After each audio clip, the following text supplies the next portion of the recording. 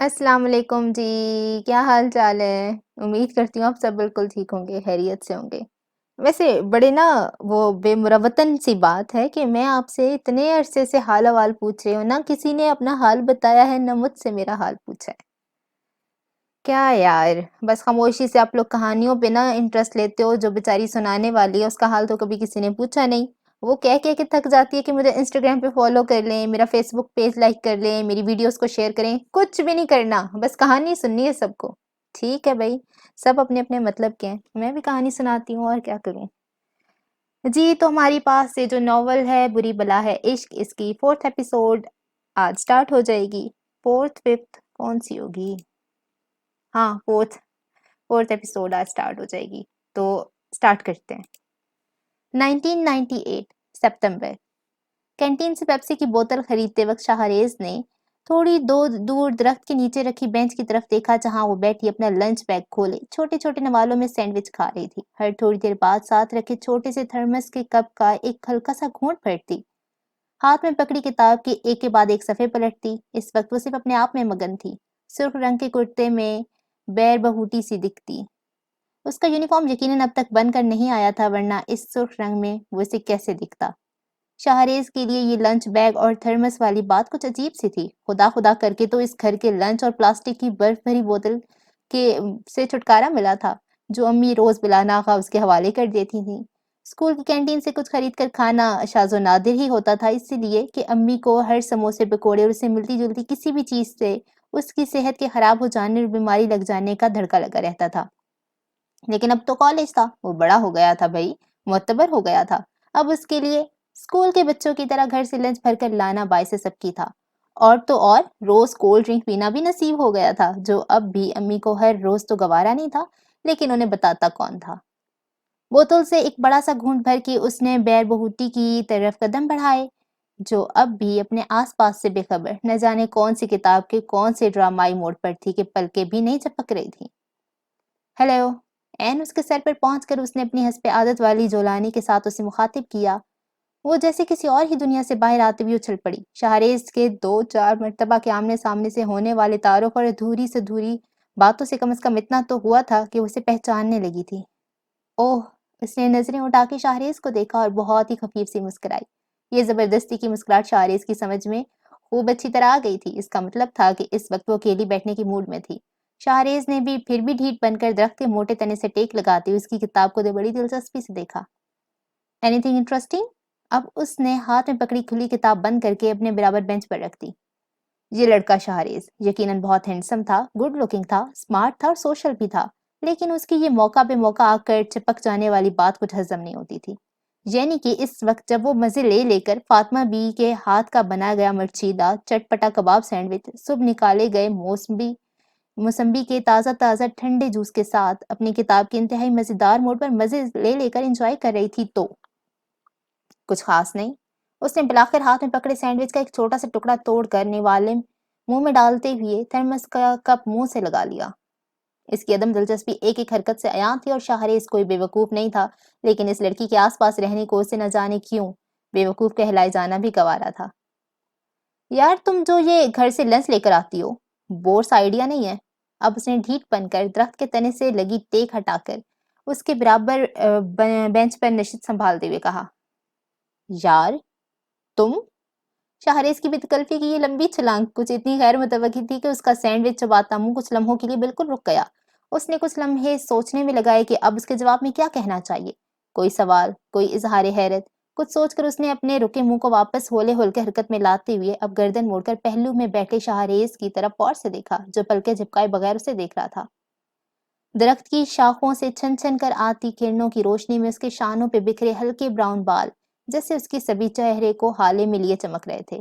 اس کی ہیرے کی کنی سی جگمگاتی آنکھیں اور ان پر تنی خوبصورت سبک لمبی بھووں کی ہلکی سی تنی کمانیں، اس کے کندھے پر حسب معمول والی لاپرواہی سے پڑا سرخ آنچل اور دبیز و لائم نرم ہونٹوں کی قدرتی آنچ دیتی سرخی۔ دھوپ کے تمازات سے اس کا چہرہ جیسے تمتما رہا تھا، جوانی کے اوگن سے بھرپور آتش فگن چہرہ۔ شاہریز کے اس نئی کیفیت سے متعارف ہوئے دل نے جیسے پھر ایک دھڑکن کھوئی، اس کے وجود کے اندر تک جیسے پھر وہی گھنٹیاں سی بجی جو اس کی پہلی جھلک پا کر بجی تھی، اور آنکھوں نے پھر اسے ایک ٹک دیکھے جانے کی گستاخی کی خواہش کی، اتنی شدت سے کہ اس نے گھبرا کر اس شدت کو چھپانے کے لیے منہ زبردستی دوسری طرف پھیر کر پیپسی کی بوتل منہ سے لگا لی، اور گھٹاگھٹ اس گرم ہو چکے مشروب کو لمبے لمبے گھونٹ بھر لیے۔ My god what is happening to me, اس نے جیسے اپنے آپ سے شرمندہ ہو کر خود کو سرزنش کی۔ کیوں؟ اس میں برائی کیا ہے؟ اس کے برابر بیٹھی بیر بہوٹی نے اس کی طرف گھومے سر سے سوال کیا۔ شاہریز نے اب آہستہ آہستہ رخ موڑ کر اس کی طرف دیکھا۔ وہ کس چیز کی برائی کے بارے میں پوچھ رہی تھی اسے بالکل سمجھ میں نہیں آیا۔ وہ جیسے کچھ لمحوں کے لیے بالکل غائب دماغ ہو گیا تھا۔ لنچ فار ہوم، بیر بہوٹی نے ذرا سا بچہ سینڈوچ منہ میں رکھ کے نیپکن سے ہاتھ صاف کرتے ہوئے اپنے چھوٹے سے لنچ بیگ کی طرف اشارہ کیا۔ اوہ یہ، اب شاہریز کے کچھ کچھ حواسوں میں واپس آتے وجود کی سمجھ میں بات آئی۔ وہ کندھے اچکاتے ہوئے مسکرا دیا۔ برائی تو کوئی نہیں ہے، it's just a little strange. یہاں کے سڑے ہوئے گندے سموسے اور برگرز اور ان بدمزہ کولڈ ڈرنک سے تو لاکھ درجے بہتر ہے۔ اس اسٹرینج پر تنک کر اب اس نے ذرا سی ناک چڑھا کر جواب دیا اور اپنی کتاب، لنچ بیگ اور تھرمس سمیٹ کر اٹھ کھڑی ہوئی۔ شاہریز نے ہاتھ میں پکڑی کولڈ ڈرنک پر ایک نظر ڈالی جو گرم ہو جانے کے بعد واقعی خاصی بدمزہ ہو چکی تھی۔ اس نے باقی بچہ مشروب آہستہ آہستہ ہاتھ سیدھا کر کے گھاس پر انڈیل دیا اور نظریں اٹھا کر اس کی طرف دیکھا جو کندھے پر بیگ ڈال کر جانے کو تیار کھڑی تھی، مشروب انڈیلے جانے کی اس حرکت کو سمجھنے کی کوشش کرتی۔ میرا خیال ہے اچھی بات ہے، میرا مطلب ہے گھر سے لنچ لانا، میری امی بھی میرا ہر وقت کولڈ ڈرنکس پینا پسند نہیں کرتی۔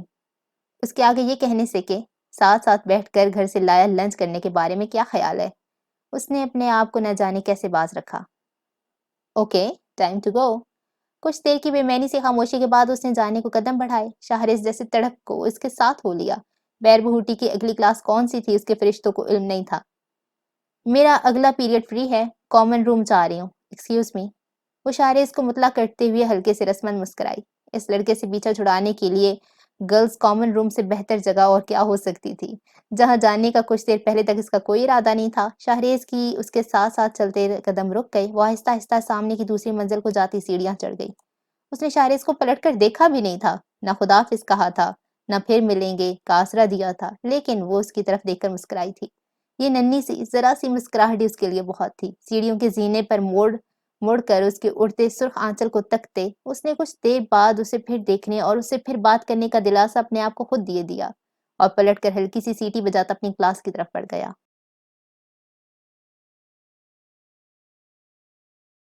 دانیہ کو سخت بھوک لگی تھی۔ عام طور پر کالج کے بعد گاڑی میں بیٹھنے سے لے کر گھر کا گیٹ تک آنے اس کے ذہن پر ماما کا بنوایا گیا مزیدار لنچ سوار رہتا تھا۔ گھر میں داخل ہونے کے بعد وہ 4 سو پھیلی خوشبو سے کھانے کے بارے میں خود سے قیاس آرائیاں کرتی، بیگ کندھے سے اتار کر یہاں وہاں کہیں بھی ڈال دیتی اور اس پر روز ڈانٹ سنتی۔ ماما جلدی، اسماعیل کھانا! ماما کی 1000 بار کی سرزنش نے اسے کھانے کی میز پر آنے سے پہلے ہاتھ دھونے کا صبر تو سکھا دیا تھا، لیکن ایک بار میز پر آنے کے بعد پلیٹ پر چمچہ اور کانٹا بجا بجا کر وہ اس وقت تک ماں اور خانسامہ ماں کی دہائی دیتی جاتی جب تک کھانا لگ نہ جاتا۔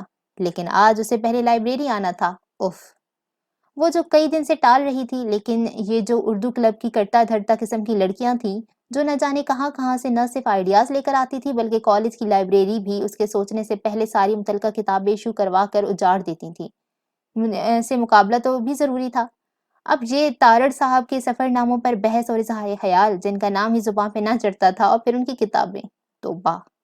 ایک ایک کتاب 2-2 کلو کی، موٹی اور مشکل، نہ قابل فہم نہ قابل ہضم۔ لیکن اب جب اوکھلی میں سڑ دیا تھا تو موصلوں سے نبٹنا ہی تھا۔ تو اب یہ تارڑ صاحب بھی صحیح، لیکن کوئی کتاب بھی تو ملے نا۔ اس نے بابا سے پوچھا تھا، شاید ان کے ذخیرے سے کوئی کتاب مل جائے۔ ان کے پاس سے 1-2 نہیں، تارڑ صاحب کی 3 کتابیں مل گئی تھیں، لیکن ان کی کیٹو کہانی نہیں تھی جس پہ اس ہفتے کے سیشن میں ضرور بات ہونی تھی۔ اب کالج کی لائبریری پہ فاتح پڑھ لینے سے تو کام نہیں چل سکتا تھا۔ یوں اپنے پیٹ میں دوڑتے چوہوں کی اودم مچاتی لنچ کی دہائی کو نظر انداز کر کے اسے پبلک لائبریری آنا ہی پڑا تھا۔ اردو کے سیکشن کی موٹی موٹی ضخیم کتابوں کے بڑے بڑے اور مشکل مشکل ناموں کو پڑھتی اور بڑھتی بھوک اور تھکن سے بیزار ہو کر اس اردو کلب میں اپنی جان پھنسانے پر خود کو کوستی وہ شیلف کے آگے انچ انچ سے رکھ رہی تھی کہ آگے کھڑے کتاب کھول کر پڑھتے کسی وجود سے بری طرح ٹکرا گئی۔ اس کے کندھے پر ٹکا کالج بیگ سے رکھ کر زمین پر جا رہا تھا۔ او آئی ایم سوری، اس شخص نے بہت شائستگی سے معذرت کرتے ہوئے زمین پر گرا بیگ اٹھا کر اس کے حوالے کیا۔ اس کے ہاتھ سے بیگ لینے اور کندھے پر ڈالنے تک وہ اس ٹکراؤ پر جھنجھلائی ہوئی تھی۔ یوں راستے میں کھڑے ہو کر کتاب پڑھنے کا کیا مطلب ہے بھائی؟ وہ جو میز، کرسیاں، صوفے رکھے ہیں جگہ جگہ، وہ کس مرض کی دوائیں؟ لیکن بیگ سے نمٹ کر اس بھاری خوبصورت آواز سے منسلک چہرے پر نظر ڈالتے ہی اس کی ساری جھنجھلاہٹ جیسے جھاگ کی طرح بیٹھ گئی۔ اوہ ہاؤ ڈیشنگ! 6 فٹ سے اونچے قد والے اس ہینڈسم کے خوبصورت چہرے پہ سجی یہ جان لیوا مسکراہٹ، گرے ٹی شرٹ اور سمارٹ سی جینز، ماتھے پر کچھ اس ٹکراؤ اور کچھ جھک کر اس کے لیے بیگ اٹھانے کی کاوش میں بکھرے ہوئے سیدھے چمکیلے بال، اور اس کے پاس سے اٹھتی وہ فریش نکھری نکھری سی مردانہ مہک۔ دانیہ نے جلدی جلدی 2 4 بار پلکیں جھپکی، اپنی کسی ہوئی پونی کو خواہ مخواہ ہاتھ پھیر کر سمیٹنے کی کوشش کی اور یونیفارم کا سیدھا دوپٹہ، سفید دوپٹہ شانوں پر برابر کیا، کندھے پہ اچھا خاصا جمایا بیگ پھر صحیح کیا اور ہاتھوں کی انگلیاں ایک دوسرے میں پھنسا کر ہلکے سے مسکرا دی۔ شاہزیب نے بڑی دلچسپی سے اس کی حرکت دیکھی۔ سفید یونیفارم پہنے، کم عمر لڑکی، میک اپ سے مبرہ صاف ستھرا چہرہ لیے، جس کی ٹیل پونی اتنی کسی ہوئی تھی کہ آنکھیں بھی ہلکی سی کھینچی لگتی تھی۔ اس لڑکی کا اس بھاری بھرکم اردو سیکشن میں پایا جانا کچھ غیر متعلق سا تھا۔ دونوں کے درمیان پھیلی کچھ لمحوں کی اس تکلف بھری خاموشی کے بعد اس نے اپنا ہاتھ میں پکڑی کتاب بند کر کے واپس شیلف میں رکھتے ہوئے سرسری سا پوچھا، کچھ تلاش کر رہی ہیں آپ؟ دانیہ نے ماتھے پر آئے ہلکے سے پسینے کو نامحسوس طریقے سے ہتھیلی پھیر کر صاف کیا اور ذرا پر اعتماد نظر آنے کی کوشش کرتے ہوئے شیلف پر پڑی بھرپور نظر ڈالتے ہوئے کہا، جی 1 2 کتابیں چاہیے ہیں تارڑ صاحب کی۔ کیا ضرورت تھی آخر آج اتنے ہی بال کسنے کی، اور حلیہ بھی ماشاءاللہ، اس نے دل ہی دل میں اپنے آپ کو کوستے ہوئے سوچا۔ تارڑ صاحب کی 1 2 کتابیں؟ شاہزیب نے اب اسے ذرا غور سے دیکھا۔ مستنصر صاحب کے تو زیادہ سفر نامے ہیں، اگر آپ لائبریری کیٹالاگ کے حساب سے ڈھونڈیں تو بآسانی مل جائیں گے، ورنہ اس نثر کے سیکشن میں تو ہزاروں کتابیں ہیں، آپ کو تو شام ہو جائے گی ڈھونڈتے ڈھونڈتے۔ شام؟ نہیں، اس کا تو انتقال پر ملال ہو جائے گا بھوکے مارے۔ آپ نے کہا بھی تھا کہ ویکنڈ پر چلیں گے، کیسے مزے سے وہ عین جگہ پہ جا کر مکھن ملائی کی طرح کتاب نکال لیتی ہیں۔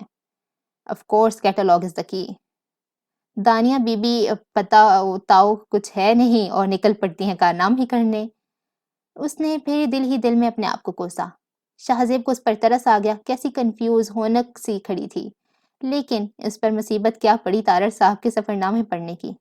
By the way I am Shahzeb, اس نے خوش اخلاقی سے اپنا تعارف کروایا۔ دانیہ، اس نے بھی مسکرا کر کہا۔ دانیہ آئیے مل کر ڈھونڈتے ہیں، پریشانی کی کوئی بات نہیں ہے۔ دانیہ کو اپنا یہ بالکل بچوں کی طرح پچکارا جانا اچھا تو نہیں لگا، مگر وہ بالکل خاموشی سے اس کے پیچھے ہو لی۔ تھوڑی ہی دیر میں اس کے ہاتھ میں تارڑ صاحب کی 4 کتابیں تھیں، کیٹو کہانی سمیت، جن کے بوجھ سے اس کے بازو ٹوٹے جا رہے تھے۔ بہت بہت شکریہ۔ اس نے اپنی مددگار کی طرف تشکر بھری نظروں سے دیکھا، جس کی کسی بات سے نہیں لگ رہا تھا کہ اس کے سامنے ایک اتنی خوبصورت لڑکی کھڑی ہے۔ وہ کتاب اس کے حوالے کر کے اب مکمل بے نیاز تھا۔ یہ تک نہیں پوچھا وہ ان کتابوں کا کیا کرے گی، اور جس طرح وہ اسے کسی اسکول بچی کی طرح ٹریٹ کر رہا تھا، وہ تو بالکل ہی مایوس کن تھا۔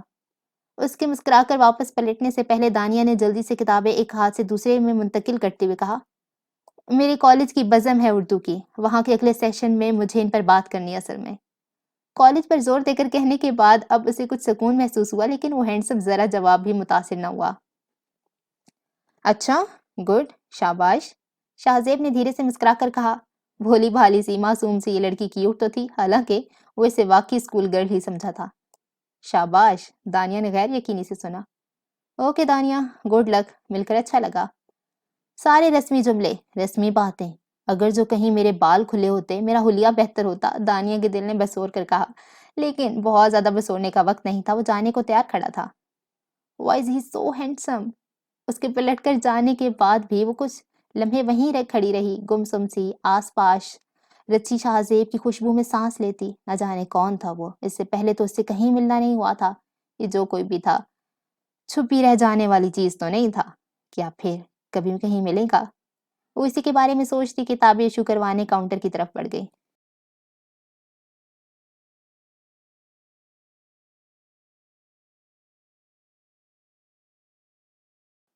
یہ لو آپی، for God's sake help me۔ اندلس میں اجنبی، خانہ بدوش، رتی گلی اور کیٹو کہانی۔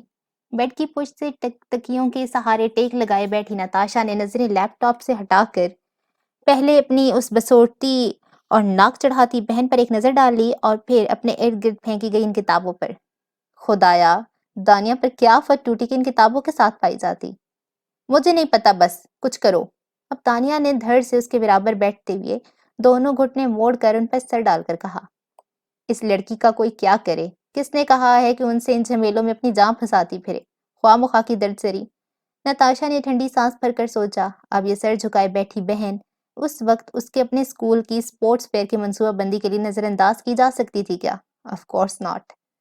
بلاخر نتاشا نے لیپ ٹاپ بند کر کے اسے سائڈ ٹیبل پر رکھتے ہوئے اپنی ٹیک سیدھی کی اور دانیہ کے گھٹنوں پر جھک کے سر کو اٹھانے کی کوشش کرتے ہوئے لاڈ سے پوچھا، کیا ہوا ہے بھائی؟ اب بتاؤ تو صحیح۔ یہ ہوا ہے تارڑ۔ دانیہ نے سر اٹھا کر جھنجھلاتے ہوئے کتابوں کی طرف دیکھا اور کچھ ایسا بسوڑتا منہ بنایا کہ نتاشا کو ہزار ضبط کے باوجود زور کی ہنسی آ گئی۔ ہنسو مت آپی، دانیہ نے تنک کر کہا۔ اب اس کا منہ ناقابل یقین حد تک پھول چکا تھا۔ نتاشا نے سنجیدہ شکل بناتے ہوئے خانہ بدوش اٹھا کر ہاتھ میں لی۔ یقیناً یہ اس مشہور و معروف اردو کلب کا نیا فتنہ تھا۔ کل وہاں بحث ہے ان پر، کم از کم کچھ تو ہو کہنے کے لیے۔ وہ نادیہ تو اب تک گھول کے پی گئی ہوگی انہیں۔ میں بھی کچھ نہ کچھ کر لیتی، مگر یار کچھ سمجھ میں تو آئے۔ اتنی مشکل گاڑی اردو اور اتنی موٹی موٹی کتابیں، میرا تو سر چکرا گیا۔ اچھا پریشان مت ہو اس قدر، کرتے ہیں کچھ۔ نتاشا نے تارڑ صاحب کی ایک ادھ کتاب تو پڑھی ہوئی تھی، لیکن اس کے علاوہ ان کا بھی ان موضوع سے کچھ زیادہ واسطہ نہ پڑا تھا، اور پھر یہ ذرا مختلف طرح کی کتابیں تھیں، سفر نامے۔ کیا ان ساری کتابوں پر تبصرہ ہونا ہے؟ سوری، بحث۔ نتاشا نے ڈرتے ڈرتے پوچھا، یہ پتہ چلنے پر کہ کسی ایک کتاب پر بات کرنے سے بھی کام چل جائے گا۔ اس نے سکون کی گہری سانس لی۔ تو یہ اتنا تام جھام سمیٹ کر لانے کی کیا ضرورت تھی بھائی؟ ایک سفر نامہ کافی ہوتا ہے، یہ والا۔ نتاشا نے برف سے ڈھکی کیٹو کی چوٹی والے سیف ورک کی کتاب اٹھاتے ہوئے کھولی۔ مجھے تو ایک بھی نہیں مل رہی تھی، اس نے مدد نہ کی ہوتی تو۔ اور پھر ذرا روب جھاڑنے کو لے لی تھیلا بھر کے، جب نظر آئیں تو۔ دانیہ ایک سانس میں کہہ گئی۔ کون؟ بھائی کس فرینڈ کے ساتھ گئی تھی؟ دانیہ کا موڈ اور چہرے کے تاثرات اس ایک سوال پر کچھ اتنی تیزی سے تبدیل ہوئے کہ وہ حیران رہ گئی۔ ایک لمحے پہلے کے بسوڑتے لبوں پر ہلکی سی شرارت مسکراہٹ بکھیر کر وہ نتاشا کے بازو پر تقریباً دہتے ہوئے بولی، او مائی گاڈ آپی مت پوچھو، آسمان سے جیسے کوئی شہزادہ اتر کر زمین پر آیا اور اس نے میری رہنمائی کی۔ اپنی اس رہنمائی والے ثقیل لفظ کے استعمال پر اس نے اپنے آپ پر خوش ہوتے ہوئے کہا۔ نتاشا نے اس کی یہ مزیدار بات جاسوسی کے انداز میں آنکھیں سکیڑ کر سنی اور بہن کو اپنی جون میں واپس آتے دیکھ کر ہنس کر کہا، اوفو شہزادہ کون تھا بھائی؟ اگلے کچھ منٹ تک جاری رہنے والی شہزادی کے بارے میں دانیہ کی مدد سے رائی نے اس طرح کچھ مزے لے لے کر سنی جیسے وہ سنا رہی تھی، لیکن پھر جیسے رفتہ رفتہ اس کے وجود میں وہی بے چینی اور بےتابی بھرنے لگی جس نے اس کے وجود کو پچھلے 2 دن سے جکڑا ہوا تھا۔ اسے لگا جیسے دانیہ لائبریری میں نہیں بلکہ گھر کے پچھلے پہلے جنگل میں اس اجنبی سے ملی ہو، جس کا حلیہ، ناک نقشہ اور قدر و قامت ہو بہو وہی تھا جو وہ مزے لے لے کر بیان کر رہی تھی۔ کیا یہ وہی تھا؟ اور اگر تھا تو کون تھا جو ان کے آس پاس پھر رہا تھا، ان کا پیچھا کر رہا تھا؟ کیا وہ اپنی بہن یا کسی سے اتنی آسانی سے اور روانی سے اس جانے پہچانے اجنبی سے ہونے والی اس اتفاقی ملاقات کا ذکر کر سکتی تھی؟ کسی اور سے تو کیا، وہ اپنے آپ سے بھی یہ ذکر نہیں کر سکتی تھی۔ اسے گھبراہٹ ہونے لگی۔ دانیہ اپنی داستان کے اس موڑ پر پہنچ چکی تھی جہاں وہ شہزادہ اس کی رہنمائی کرنے کے بعد جانے کو تیار کھڑا تھا۔ بس پھر وہ اپنی راہ اور ہم اپنی راہ، ان ڈھیر ساری موٹی موٹی کتابوں کے ساتھ۔ دانیہ نے ایک بڑی سی مصنوعی ٹھنڈی سانس بھر کے بہن کی طرف دیکھا جو خاموش چپ چپ بیٹھی، نہ جانے اس کی بات سن بھی رہی تھی یا نہیں۔ آپی آر یو لسننگ؟ دانیہ کی تنک کر پوچھنے پر سوچوں میں ڈوبی نتاشا نے بلاخر نظریں اٹھا کر اس کی طرف دیکھا۔ یقیناً وہ نہیں سن رہی تھی، لیکن دانیہ سے اس کا اقرار کر لینا قیامت سے کم ہوتا کیا۔ اس نے ایک گہری سانس لے کر اس شہزادے کے تذکرے سے اپنے دماغ کو خالی کرنے کی اپنی سی صحیح کی اور چہرے پر زبردستی کی بشاشت لانے کی کوشش کرتے ہوئے کہا، مسکرا کر دانیہ کی طرف دیکھا، تم آئی تو تارڑ صاحب کے لیے تھیں، لیکن اب لگتا ہے کل کے سیشن میں تم اس اجنبی ہو ایور ہی واز کے اتے پتے کے بارے میں بغیر سانس لیے بولو گی۔ اب تم بول چکی ہو تو کچھ ایک آدھ کتاب کھول لی جائے۔ نتاشا کے مسکرا کر چوٹ کرنے پر دانیہ کے چہرے پر کھسیاہٹ بکھر گئی جسے اس نے کمال مہارت سے اگلے ہی لمحے صاف کر لیا تھا۔ تو پوچھا تھا تو بتایا نا، اب بتائیں کیا کریں ان مصیبتوں کا؟ دانیہ نے بیزار سی اکر بکی کتابوں کی طرف اشارہ کیا۔ کوئی مصیبت نہیں ہے بھائی، کوئی ایک کتاب جو کچھ تمہارے دل کو لگی کھولو اور پوائنٹس بناتی جاؤ۔ جب کوئی 10-12 پوائنٹس ہو جائیں تو دونوں مل کر ان پہ تھوڑی تھوڑی سی بحث کرنے کی پریکٹس کریں گے، اور اوکے ہو گئے تمہارے 10 point. Okay let's choose. Dania کو اپنی آپی کی یہی بات اچھی لگی تھی، ہر چیز ٹو دا پوائنٹ، نپی تلی اپنی اپنی جگہ۔ اب یہ پوائنٹس والی بات اس کے دماغ میں آ سکتی تھی بھلا؟ اس نے غیر محسوس طریقے سے نظریں گھما کر اپنی آپی کے سجے سمرے صاف ستھرے کمرے کو دیکھا۔ فرش پر ایک تنکا تک نظر آنا محال تھا، تکیے، چادر، سائڈ ٹیبل، ہر چیز جیسے ایک ہی حالت میں ہر وقت منجمد رہتی تھی۔ کیسے کرتی تھی اس کا یہ آپی، نہ جانے۔ لیکن اس وقت آپی کے کمرے سے کہیں زیادہ گھمبیر صورتحال پیش تھی، اور اس کا تدارک جلد از جلد ہونا ضروری تھا، ورنہ رات کے کھانے ماما کی بنوائی اس کی پسندیدہ بٹر چکن اور وائٹ ساس پاستا کا سارا مزہ کرکرا ہو جانا تھا۔ اس نے بڑی سعادت مندی سے آنکھیں بند کی اور ٹٹول کر جو کتاب سب سے پہلے ہاتھ لگی اٹھا لی۔ یہ جو بھی ہے، لیٹس ورک آن اٹ۔ اس نے آنکھیں کھولے بغیر کتاب نتاشا کی طرف بڑھا دی۔ نتاشا اس کی پچکانہ حرکت پر اس کے ہاتھ سے کتابیں لیتے ہوئے کھلکھلا کر ہنس پڑی۔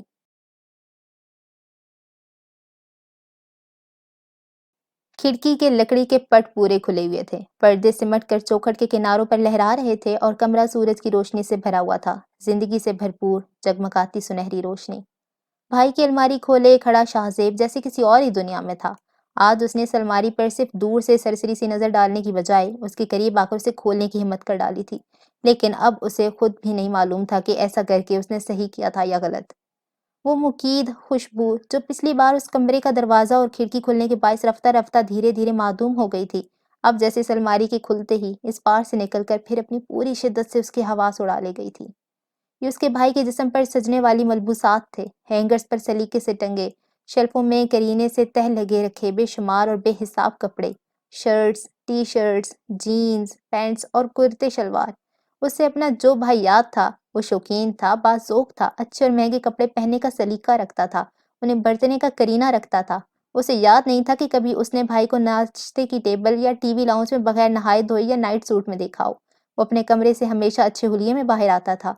جب کبھی شاہزیب اس کے کمرے کے باہر کوئی وعدہ یاد دلانے یا کہیں لے جانے کا انتظار کرتا پایا جاتا، صرف اس دن اس کے ساتھ اس کے کمرے میں کچھ وقت گزارا اس کا بھائی نائٹ سوٹ کے پاجامے میں اسے عجیب لگتا۔ اسے اپنے بھائی کو ایسے دیکھنے کی عادت جو نہیں تھی۔ اس نے جیسے دھند اور قہر میں بسے جذبات کے ساتھ آہستہ سے ہاتھ بڑھا کر اس کی ایک پلین نیلی شرٹ کو انگلیوں سے چھوا، جو 15 سال سے اسی طرح بے حس و حرکت ٹنگی جیسے وہ کسی کے چھونے کی منتظر تھی۔ ہینگر نہ محسوس سا ہلا اور اس کے ساتھ اسی نامانوس خوشبو کی ایک لہر اس کے ناک میں بھر گئی۔ شرٹ کی آستین اس نے بہت نرمی سے اپنے ہاتھ میں لے کر اپنے چہرے کے قریب کی اور ایک گہری سانس لی۔ اسے یوں لگا جیسے اس کے بھائی نے اس کے چہرے کو پیار سے چھوا ہو۔ اس نے آگے کو ہو کر بہت سے ہینگرز کو ہاتھوں میں سمیٹ کر ان میں اپنا چہرہ ڈبو دیا۔ وہ رو رہا تھا، حالانکہ وہ رونا نہیں چاہتا تھا۔ یہ خوشبو اسے وہاں لے جاتی تھی جہاں اس کے آنسوؤں پر اس کا کوئی اختیار نہیں رہ جاتا تھا۔ وہ بہت چھوٹا تھا جب اس کا بھائی اسے چھوڑ گیا تھا، اتنا چھوٹا کہ اس وقت اس حادثے نے اس سے کیا چھین لیا تھا اسے اس کی بھی ٹھیک سے سمجھ نہیں تھی۔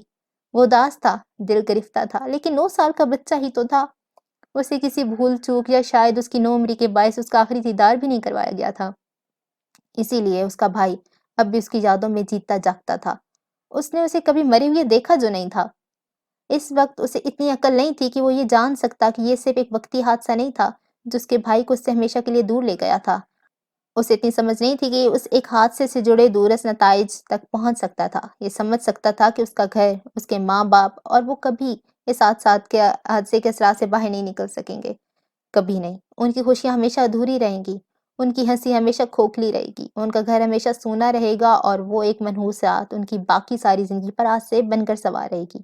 اسے جیسے اب ٹھیک سے اندازہ ہوا تھا کہ اس کے گھرانے کے ساتھ کیا بدنصیبی ہو گئی تھی، وقت نے ان کے ساتھ کیا ستم کر دیا تھا۔ نہ جانے کتنی دیر ان کپڑوں میں چہرہ چھپائے کھڑا اس خوشبو کو اپنے اندر اتارتا رہا، روتا رہا۔ عام طور پر مرنے والوں کے کپڑے اور دوسری اشیاتیاں کرتی جاتی ہیں اور شاہریز کی بھی کی ہوں گی، لیکن اس الماری کو شاید کھولا ہی نہیں گیا، ہاتھ ہی نہیں لگایا گیا تھا۔ شاید بابا بھی کبھی پھر اس کمرے میں آنے کی ہمت نہ کر پائے ہوں، شاید اس کی چیزوں کو دیکھنے اور چھونے کا حوصلہ نہ کر پائے ہوں، شاید امی کی حالت نے انہیں کسی اور طرف دیکھنے کی مہلت ہی نہ دی ہو۔ وجہ کچھ بھی ہو، اس کے بھائی کی الماری انچھوئی تھی۔ یہ کپڑے جو کبھی اس کے زیر استعمال تھے یوں ہی ٹنگے تھے، اس کی خوشبو میں بسے۔ الماری کے نیچے کے 2 لمبے شیلف اس کے جوتوں سے سجے تھے، بے شمار اور انواع اقسام کے جوتے، مختلف رنگوں اور سٹائل کے جوتے۔ کتنے لڑکوں کو اس عمر اور اس زمانے میں میچنگ اور فیشن کی اتنی سمجھ اور تمیز ہوگی جتنی اس کے بھائی کو تھی۔ اس نے گھٹنے موڑ کر فرش پر بیٹھتے ہوئے لائن سے سجے ان خوبصورت اور سٹائلش جوتوں کی قطار پر پیار سے ہاتھ پھیرتے ہوئے سوچا، شہرے سے خوبرو لڑکا تھا، اس کا قد، اس کی جسامت، اس کے خد و خال سب اسے دوسروں سے ممتاز کرتے تھے، لیکن دراصل اس کا ذوق و شوق اسے منفرد بناتا تھا، بھیڑ میں نمایاں کرتا تھا۔ یہ الماری اس 17 سال کے لڑکی کی نفاست اور ذوق کا منہ بولتا ثبوت تھی۔ اس نے جوتوں کی شیلف کے سیدھے ہاتھ پر قطار میں رکھے سلیم شاہی جوتوں پر ایک گہری نظر ڈالی، کالے، براؤن، میرون، سفید۔ اس کی نظر ایک کالے رنگ کے گولڈن کڑھائی والے سلیم شاہی پر جم گئی، جس کے اوپر کو اٹھے ہوئے سینگ نما شیپ بھدے پن سے کٹے ہوئے تھے۔ اسے جیسے اچانک وہ بات یاد آ گئی جو گزرے وقت نے اس کے ذہن سے محو کر دی تھی۔ وہ کیا کیا بھول گیا تھا۔ کسی عید پر اس نے اور بھائی نے ایک سے کرتے اور جوتے پہنے تھے، اس کی بھی ایسی ہی سلیم شاہی تھی، لیکن اس پہ یہ سینگ نہیں تھے۔ وہ کتنا بسورا تھا، کتنی ضد کی تھی، اسے بھی سینگوں والی سلیم شاہی چاہیے، بھائی کی طرح۔ امی نے سارا بازار چھان مارا تھا، لیکن اس سٹائل میں اس کے ناپ میں سینگ نہ ملنے تھے نہ ملے۔ عید کی نماز پر جانے سے پہلے اس کی بسوری صورت والے وجود کو بھائی نے پیار سے اپنے ساتھ لگاتے ہوئے کہا تھا، میں نے وہ فضول سینگ کینچی سے کاٹ دیے، اب ہمارے جوتے ایک جیسے ہیں۔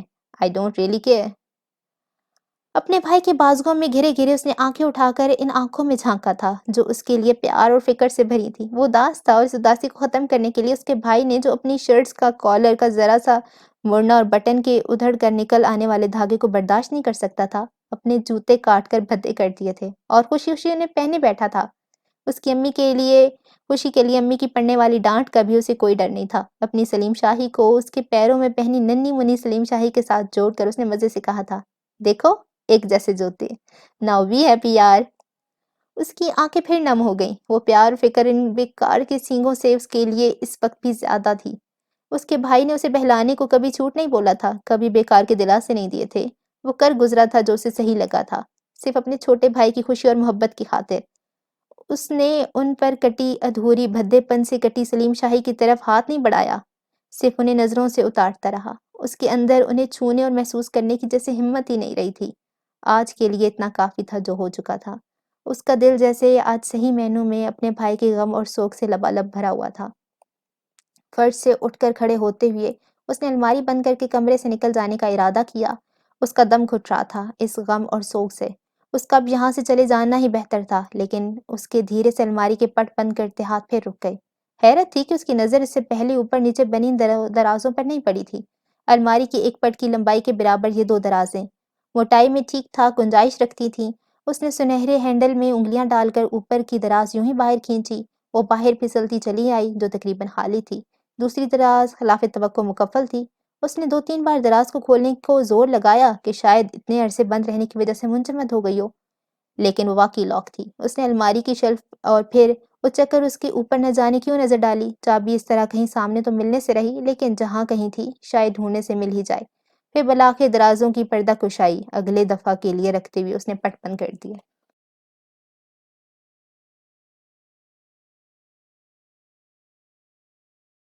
1998 اکتوبر۔ کلاس سے باہر آتے ہوئے شاہریز اس کے ساتھ ساتھ تھا۔ ان کی ہر مشترکہ کلاس میں وہ بہت پابندی سے اس کی برابر والی سیٹ سنبھالتا تھا، اور اگر کہیں اس کی دائیں اور بائیں کی سیٹیں بدقسمتی سے پہلے ہی بھر چکی ہوں تو اس کے انتہائی قریب والی ممکنہ سیٹ پر شاہریز کا قبضہ ہوتا تھا، یوں جیسے اسے اپنی موجودگی سے باخبر رکھنا چاہتا ہو۔ دیکھو میں یہی ہوں تمہارے پاس۔ شروع میں وہ اس سے اچھا لگا تھا۔ شروع کے کچھ ہفتے اس کی توجہ کا مرکز ہونا بھی بھایا تھا۔ ممکن تھا کہ شاہریز اگر اس قدر شدت سے اس کی طرف پیش قدمی نہ کرتا تو بات کچھ اس سے آگے بھی بڑھ جاتی، لیکن پچھلے 1-1.5 مہینے میں اپنے آس پاس سائی کی طرح بہانے سے منڈلاتے شاہریز سے اب اسے کوفت ہونے لگی تھی۔ یوں لگتا تھا کہ وہ اس سے کہیں نہیں چھپ سکتی۔ اس لڑکی کی نظریں جیسے ہر وقت اس کے وجود کا حالہ کیے رہتی تھیں۔ آخر وہ کتنی دیر کامن گرلز روم میں بیٹھ کر بیکار کی ہنسی مذاق اور فضول باتیں سن سکتی تھی؟ کتنی دیر لائبریری میں جھوٹ موٹ کی پڑھائی میں غرق ہو کر اپنے آس پاس اس کی موجودگی سے بے خبر ہونے کی ایکٹنگ کر سکتی تھی؟ کہاں تک کینٹین کے جمگھٹے اور شور شرابے کا محض اس کو خود سے دور رکھنے کو حصہ بن سکتی تھی؟ وہ کچھ بیزار سی ہو گئی تھی، اور وہ بھی کس سے؟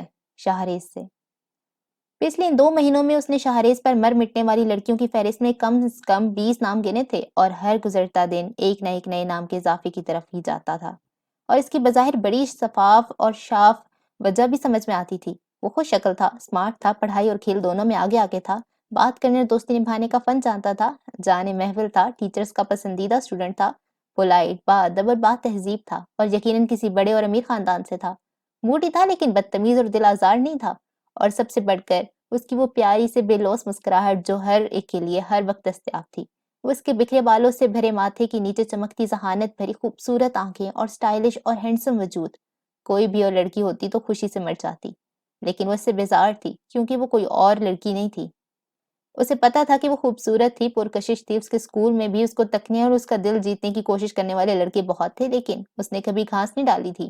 وہ تھوڑی سی لاوالی تھی، کچھ سرپھری تھی، اپنے حسن پر مغرور بھی تھی، لیکن دل پھینک نہیں تھی۔ اسے لڑکیوں کے آس پاس مکھیوں کی طرح منڈلانے والے لڑکوں سے سخت چڑ تھی، اور اگر اس منڈلاہٹ کا مرکز موقع اور محل کی مناسبت سے آئے دن بدلتا بھی رہے تو پھر اس چڑ میں متلاہٹ بھی شامل ہو جاتی تھی۔ اس کی سمجھ میں نہیں آتا تھا کہ آخر بیک وقت کئی مورچوں پہ ایک ساتھ ڈٹے رہنے والے لوگوں کے پاس اتنا فالتو وقت آتا کہاں سے ہے، اور اگر ان کے پاس اتنا بے حد و بے حساب فالتو وقت ہوتا ہی ہے تو اسے کسی تعمیر و دلچسپی کام ہی کیوں نہیں صرف کرتے۔ اس کی بہت واضح غیر تعلقی اور سرد مہری اچھے اچھوں کی اس کی طرف بڑھتے قدم مایوس کر دیتی تھی، لیکن شہریز نہ جانے کس مٹی کا بنا تھا۔ اس کی لا تعلقی، لاپرواہی، بے مروتی اور سرد مہری جیسے سارے ہتھیاروں کو ایک ایک کر کے جھیل جاتا، اور دوسری سے وہی پھر ہنسمکھ، مخلص، معصوم اور نادان سا لڑکا اس کے سامنے ہوتا، جیسے کل بہت اچھی گزری ہو، جیسے انہوں نے گزرا پورا دن ساتھ گزارا ہو، خوش گپیوں کی ہوں اور ساتھ بیٹھ کر کوک کی بوتل اور کینٹین کا چکن برگر انجوائے کیا ہو۔ کیا چیز ہے یہ! اس نے رخ موڑ کر بیک پیک کندھے پر لٹکائے چپ چاپ اپنے ساتھ ساتھ چلتے شاہریز کو ایک نظر دیکھا۔ وہ پری انجینئرنگ میں تھا، یوں اس کا اس زولوجی کی کلاس سے کوئی تعلق نہیں تھا جس کی طرف وہ جا رہی تھی، لیکن اسے اس کی کلاس تک پہنچانے کی ہمراہی وہ ہمیشہ کی طرح نبھا رہا تھا۔ شاہریز کو اس وقت اپنی میتھ کی کلاس میں ہونا چاہیے تھا، جو ان کی دونوں کی مشترکہ فزکس کی ابھی کلاس ختم ہونے کے برابر کے کمرے میں ٹھیک 5 منٹ بعد تھی، اور اب تک یقیناً شروع ہو چکی تھی۔ سیاحت سے پھر ڈانٹ کہانی ہے کیا Shahrez? Just go to your class. Shahrez نے اس کی طرف چونک کر دیکھا، اپنا نام اتنی بے تکلفی سے اس کے منہ سے پہلی بار سنا تھا، چونکنا تو تھا ہی۔ سر حیات اس کے ہر دوسرے دن دیر سے آنے پر واقعی ناراض رہتے تھے۔ وہ ویسے بھی ریاضی جیسے خشک سبجیکٹ کے انتہائی خرانٹ ٹیچر تھے۔ کالج میں اسکول کی طرح اسٹوڈنٹس کو ذرا سی ذرا بات پر کلاس سے نکال باہر کرتے تھے۔ ہنسی ٹھٹا تو ایک طرف، ذرا سی غیر سنجیدگی اور غیر متعلقہ بات ان کو ناگوار گزر جاتی تھی تو سب کے سامنے ایسی کی تیسی کر کے رکھ دیتے تھے۔ وہ ہمیشہ سے پڑھائی میں اچھا تھا، اپنی عزت رکھنا اور رکھوانا بھی جانتا تھا، لیکن نہ جانے اب کیا ہوا تھا۔ یہ سب اس کے لیے بہت نیا تھا اور انوکھا بھی۔ اس کے لیے کوئی بھی لڑکی اس سے پہلے اتنی اہم نہیں تھی جس کی شکل رات کو سونے سے پہلے اور صبح جاگنے کے بعد آنکھوں میں بسی رہتی ہو۔ اہم کیا، اس نے تو اس سے پہلے کبھی کسی کی طرف توجہ ہی نہیں دی تھی۔ کیا اس کے آس پاس اس سے پہلے ایسے خوبصورت اور طرح دار وجود نہیں سرسرائے تھے؟ اس کی ایک نظر کے طالب، ایک مسکراہٹ پہ قرباں، لیکن اسے کبھی کسی سے کوئی مطلب نہیں رہا تھا، کبھی کسی طرف اس نے دوسری نظر نہیں ڈالی تھی، تو پھر اس لڑکی میں کیا تھا؟ یوں لگتا تھا جیسے کوئی مقناطیس ہے جو اس کی طرف کھینچے چلے جاتا ہے اور اسے اپنے ساتھ باندھے رکھتا ہے۔ وہ جو یاروں کا یار تھا، محفلوں کا روح رواں تھا، کھیل کے میدانوں کی جان تھا، نت نئے تفریح کے پلان بنانے اور انہیں پورا کرنے میں پیش تھا، اب جیسے سب کچھ بھلا بیٹھا تھا۔ اس کے دوست اس کے وعدے کر کے بھول جانے پر اسے ٹوکنے لگے تھے، اس کے ساتھ اساتذہ اس کی پڑھائی کی طرف سے لاپرواہی پر ناراض رہنے لگے تھے، لیکن جیسے اسے کچھ خبر ہی نہ تھی، کوئی فکر ہی نہیں تھی۔ اسے خود نہیں معلوم تھا کہ وہ اس لڑکی سے کیا چاہتا تھا، بس وہ اس کے ساتھ رہنا چاہتا تھا، اس کے ساتھ وقت گزارنا چاہتا تھا۔ وہ اب خاموشی سے چلے جا رہی تھی، جیسے اسے اس کے حال پر چھوڑ دیا ہو۔ ڈانٹ پڑتی ہے تو پڑے، مجھے کیا بھائی؟ جان بوجھ کر جو مصیبت کو آواز دے اس کے لیے کوئی کیا کرے، اور مصیبت بھی وہ جس کا نام سر حیات ہو، جن کی کبھی خود پر آتے جاتے پڑنے والی تفاقیہ نظر ہی روح خوش کر دیتی ہو۔ اس انتہائی سنجیدہ، سخت اور کم گو قسم کے استاد سے تو اس کی جان اللہ نے اس طرح بچائی تھی کہ اس کا ریاضی جیسے فضول سبجیکٹ سے کچھ لینا دینا ہی نہیں تھا، ورنہ کیا ہوتا۔ لیکن نہ جانے یہ شاہریز کس مٹی کا بنا تھا، روزانہ ان کی کلاس میں دیر سے جانے پر ڈانٹ سنتا ہوگا، لیکن روز یہی کرتا تھا۔ اس کے ساتھ مسئلہ کیا ہے آخر؟ تمہارا مسئلہ کیا ہے بھائی؟ آخر اس نے چلتے چلتے شاہریز کی طرف ایک لمحے کو دیکھ کر پوچھ ہی لیا۔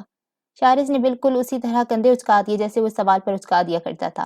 اب اسے تو خود نہیں معلوم تھا کہ مسئلہ ہے کیا، تو اسے کیا بتاتا۔ ایک تو یہ زولوجی کی کلاس نہ جانے کیوں بالکل دنیا کی دوسرے سرے پر ہوتی ہے، فضول۔ یہ لو، اب ساتھ ہو تو کچھ فائدہ تو ہو۔ اس نے انتہائی بے تکلفی سے ہاتھ میں پکڑی کالج کی لائبریری کی ایشو شدہ 2 موٹی موٹی کتابیں شاہریز کی طرف بڑھا دیں، جو اس نے بہت فرمانبرداری سے پکڑ لیں۔ ہاتھ خالی ہو جانے پر جیسے بالکل ہلکی پھلکی سی ہو کر اس نے پھر چلنا شروع کر دیا۔ مجھے تو یہ سائنس پسند ہی نہیں ہے، مصیبت نہ مجھے یہ کوئی ڈاکٹر واکٹر بننا ہے، لیکن بس مر جاؤ مگر سائنس ہی پڑھو۔ ہاں، اس نے ناک چڑھا کر سڑی سی شکل بنائی۔ یہ شاہریز کے لیے نیا انکشاف تھا۔ تو کیا پڑھنا تھا تمہیں؟ اس نے کتابیں ہاتھوں میں سنبھالتے ہوئے پوچھا۔ اوف، اتنی موٹی زولوجی کی تو ایک کتاب کھول کر ہی اس کا انتقال پر ملال ہو جاتا، نہ کہ دو دو۔ اسے اپنی پری انجینئرنگ میں ہونے پر خوشی ہوئی۔ Art, drawing, painting, writing, poetry, music, دنیا میں اتنا کچھ ہے کرنے کو اور ہم ہیں کہ سائنس میں ہی اٹکے ہوئے ہیں۔ اس نے پھر اپنی ننھی سی ناک سے کوڑی۔ شارث چپ رہا۔ فنون لطیفہ پر اس کا تجربہ مہارت نہ ہونے کی برابر تھی۔ شاعری نام کی خرافات سے وہ کوسوں دور تھا، البتہ مطالعے کے نام پہ کامکس اور اسپورٹس میگزینز پڑھ لیا کرتا تھا۔ ڈرائنگ اس کی انتہائی بدی تھی اور بایولوجی نہ لینے کی ایک بڑی وجہ ان مینڈکوں اور کاکروچوں کی ڈائیگرام سے جان چھڑانا بھی تھی جو اس میں آئے دن بنانی پڑتی تھی۔ تو پینٹنگ کا تو سوال ہی پیدا نہیں ہوتا تھا۔ ہاں، البتہ میوزک کی پسند نہیں ہوتی، اسے تو کچھ گٹار بجانے کی بھی سد بد تھی۔ تم اگر میرے اسکیچز دیکھ لو نا تو یقین نہ کرو کہ میری ڈرائنگ کی ٹیچرز مرتی تھی مجھ پر۔ اسکول میں کوئی مقابلہ جیت کر تو دکھاتا مجھے سے۔ چھٹیوں میں پینٹنگ کی کلاس لی تو وہاں بھی دھوم مچا دی میں نے۔ آئل پینٹنگ کے ایسے oh my God. Okay, see you. اچانک اس نے چلتے چلتے اس کے ہاتھ سے اپنی کتابیں جھپٹی اور بیگ کندھے پر سنبھالتے ہوئے دوڑ لگا دی۔ شارث نے بھی میڈم یاسمین کو کلاس میں داخل ہوتے دیکھ لیا تھا۔ وہ ان کے پیچھے پیچھے بھاگتی ہوئی پہنچی، لیکن اندر جانے سے پہلے اس نے پیچھے مڑ کر مسکراتے ہوئے اپنے سیدھے ہاتھ کا انگوٹھا اٹھا کر آل ویل کا اشارہ دیا اور پھر دروازے کے اندر داخل ہو کر اندھیرے میں غائب ہو گئی۔ شارث کو ہمیشہ کی طرح دیر ہو گئی تھی۔ سرحیات کی ڈانٹ یقینی تھی، لیکن پھر بھی واپسی کے سفر میں اکیلے چلتے ہوئے وہ خوش تھا۔ آج اس سے دوستوں کی طرح بات ہوئی تھی، اس کی پسند میں شریک ہوا تھا۔ اپنی کتابیں اس نے کیسے مزے سے اسے پکڑا دی تھی۔ ان کی دوستی ہو گئی تھی۔ دوستی۔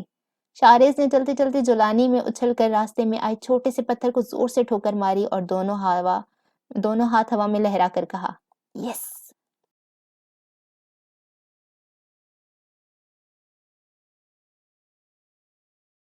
دانیہ کو اپنی آنکھوں پر یقین نہیں آیا۔ وہ سامنے ہی بیٹھا تھا، وہی لائبریری والا شاہ زیب، ان کے لان میں پاپا کے ساتھ۔ مگر کیسے؟ کیوں؟ مگر اب اس کیسے اور کیوں کا تو بعد میں کچھ کرنا تھا، پہلے اپنی حلیوں کو تو دیکھو۔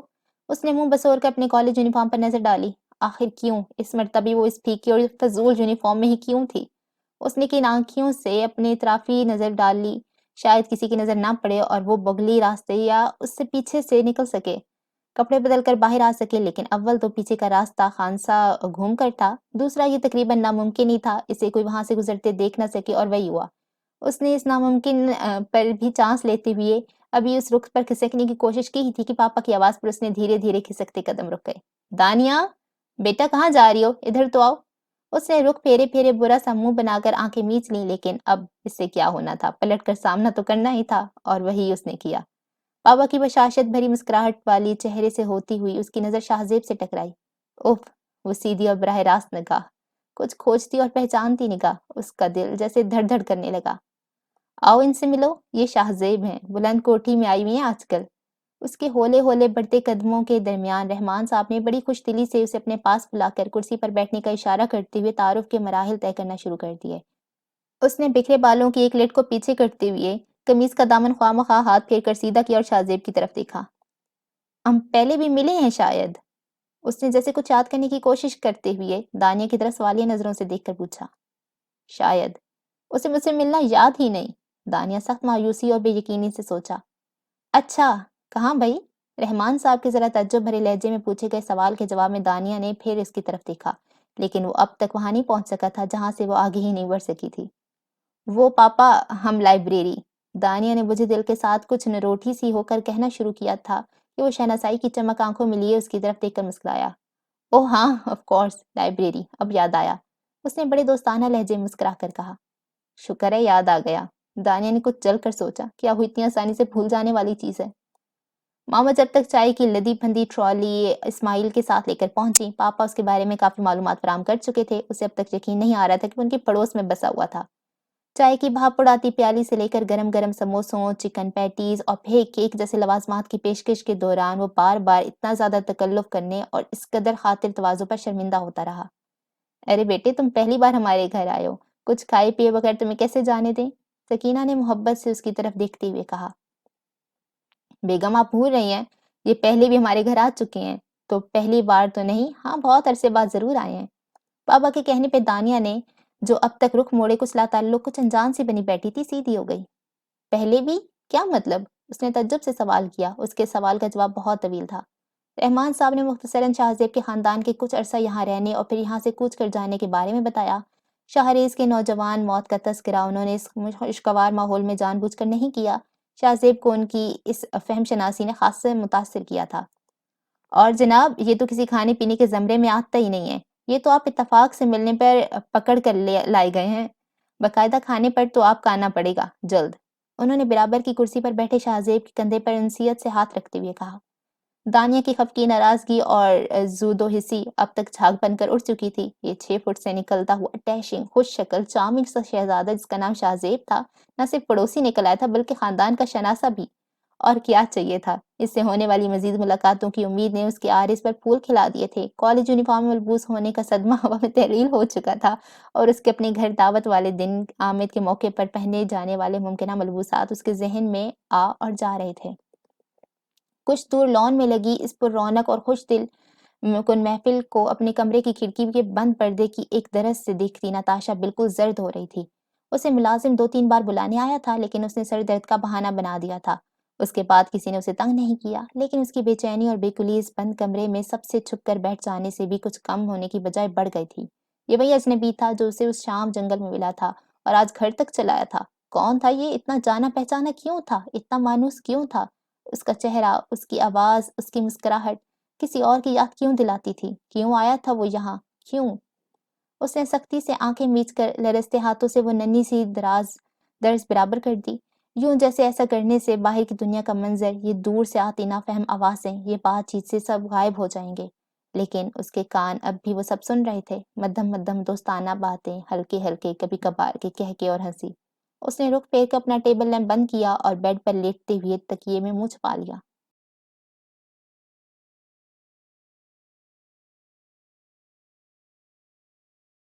جی بابا، جی سن رہا ہوں۔ شاہزیب نے اپنا سیل فون ایک کان سے دوسرے کان میں لگاتے ہوئے کندھے میں دبا لیا۔ اس کے دونوں ہاتھ مصروف تھے۔ آج اس کا ارادہ پائیں باغ میں دور دور تک پھیل چکے خضرو پودوں، جھاڑیوں اور لمبی لمبی گھاس کو کٹوانے اور صاف کروانے کا تھا، اور یہ کوئی آسان کام نہیں تھا۔ اس میں کئی دن لگ جانے تھے۔ ان کے یہاں چلے جانے کے بعد نوکروں اور خدمتکاروں نے سارے کے باغ اور آس پاس کی ہریالی کو قابو رکھنے کی کوشش تو کی تھی، لیکن پچھلے پھیلے اس لک و دک وسیع باغ کی دیکھ بھال ان کے بس کی بات نہیں تھی۔ کسی زمانے میں یہاں 2 کل وقتی مالی تعینات رہتے تھے، لیکن عرصہ ہوا وہ بھی اس خاندان کے کیے جانے کے کچھ عرصے کے بعد ہی کوچ کر گئے تھے، اور اس کے بعد گھر کے مالکین کے یہاں نہ ہونے پر کوئی مالی مستقل بنیادوں پر رکھا نہ جا سکا، اور کئی ایک کے بعد ایک آتے اور جاتے رہے۔ جو رہے وہ بھی اس لک و دک پھیلے باغ کی دیکھ بھال اور تراش خراش کی ذمہ داری لینے سے گھبراتے تھے۔ یوں یہ پچھواڑا عجیب ویران اور بھیانک ہو گیا تھا۔ دیواروں پر دور دور تک پھیل جانے والی خضرو بیلوں نے انہیں سیل زدہ کر دیا تھا۔ اس کو ٹھیک کرنے کا ذمہ شاہزیب نے بالآخر کچھ بہت اہم کام پورے ہونے یا شروع کروانے کے بعد اٹھا لیا تھا۔ کام مشکل ضرور تھا لیکن ناممکن نہیں۔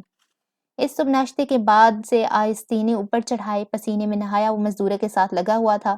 2 مزدور سیڑھیوں پر چڑھے اور دیواروں سے لپٹی بیلیں کاٹ کاٹ کر پھینک رہے تھے۔ کئی میدان میں پھیلے گھاس پھوس اور پودوں کی کٹائی اور چھٹائی کر رہے تھے۔ ایک بار کی موٹی موٹی صفائی ہو جانے کے بعد اس کا ارادہ کھدائی کروا کر نئی گھاس کے کتے لگوانے کا تھا، روشیاں اور کیاریاں مرمت کروانے کا۔ دیواریں سیلن زدہ ختم ہونے کے بعد پینٹ ہونی تھیں۔ غرض کام ہی کام تھا اور یہ اچھا ہی تھا۔ اسے مصروف رہنے کی عادت تھی، اور اس بھولے بسرے گھر کی در و دیوار جس اداسی اور دل گرفتگی کی طرف کھنچتے تھے، اس کے اثر سے باہر رہنے کا یہ بہترین طریقہ تھا۔ بیٹا، نہ جانے کن دھندوں میں پڑ گئے ہو، خواہ مخواہ اپنے آپ کو ہلکان کرے ہو۔ برسوں سے وہ کوٹھی یوں ہی کھڑی ہے، دنوں میں اس کی حالت کیسے سدھرے گی؟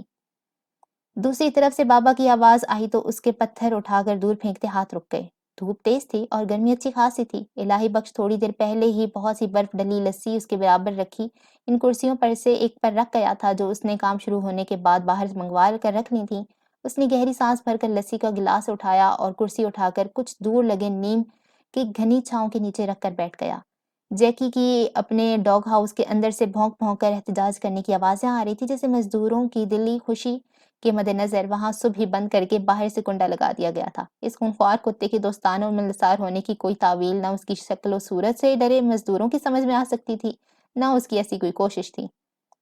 بابا، ہونا تو ہے نا آج یا کل، ہم اس کوٹھی کو اب مزید نظر انداز نہیں کر سکتے، ورنہ میں بتا رہا ہوں آپ کو یہ گل سڑ کر جھڑنا شروع ہو جائے گی۔ اس نے بات ختم کر کے لسی کا ایک بڑا سا گھونٹ بھرا، فرحت اور ٹھنڈک جیسے اس کے اندر تک اتر گئی تھی۔ بابا خاموش رہے۔ شاہزیب جانتا تھا اسے کام میں مزید الجھنے سے بچانے کی فکر کے پیچھے صرف اس کی پریشانی اور محنت کا خیال نہیں تھا۔ وہ اسے اس جگہ سے جلد از جلد واپس بلانا چاہتے تھے اور اس منطق کو اب وہ قبول کرنے والا نہیں تھا۔ میرا خیال ہے کہ اسے بیچنے کے لیے بھی اس کی شکل سدھارنا ضروری ہے، ورنہ اونے پونے خریدنے کی تو بہت خواہش مند نکل آئیں گے۔ بابا کی خاموشی کا فائدہ اٹھا کر اس نے دل میں دبی بات زبان پر لے آنے کی ہمت کر ہی ڈالی۔ منصور کے دل کو جیسے کسی نے زور سے ٹیس لگائی۔ بیچنے کے لیے انہوں نے آج تک کوٹھی کے مستقبل کے بارے میں شاہزیب کے فیصلے کی آڑ لی تھی، تعویل دی تھی۔ اب جب شاہزیب خود اپنے منہ سے اسے خود سے خاندان سے جدا کر ڈالنے کی بات کر رہا تھا تو کیسا دکھ ہوا تھا انہیں۔ بابا، بابا سن رہے ہیں آپ؟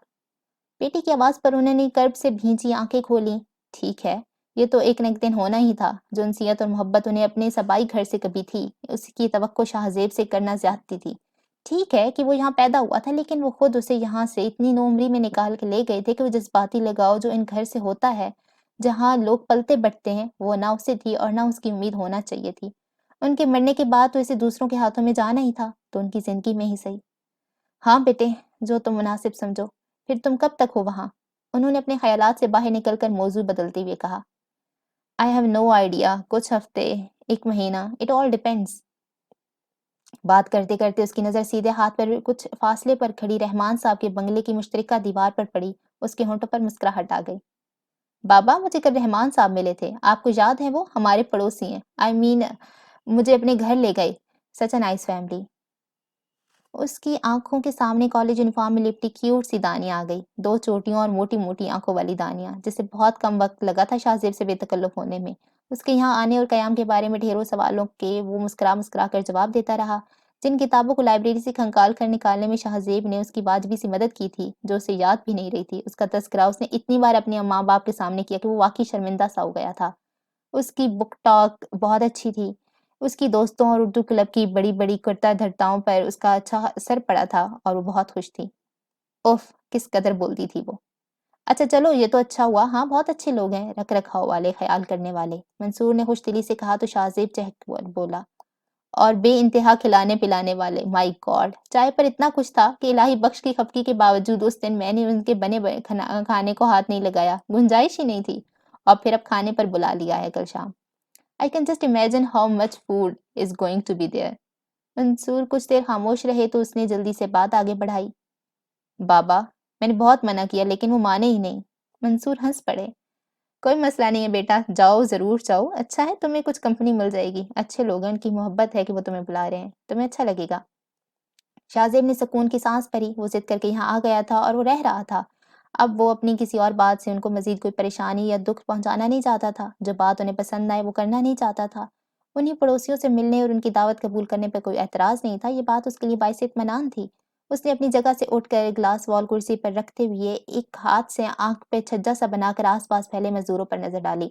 دیواروں پر سے بیلی اتاری جا چکی تھیں، اندر سے برآمد ہونے والی کائی اور سیلن زدہ سیاہ دیواریں عجیب بھیانک اجڑی ہوئی تصویر پیش کر رہی تھیں۔ اگلے کچھ منٹ میں وہاں کام کرنے والے مزدور ان سے فارغ ہو کر اس کی مزید ہدایات کے منتظر ہوں گے، اسے چلنا چاہیے۔ بابا، آئی ہیو ٹو گو، پھر فون کرتا ہوں۔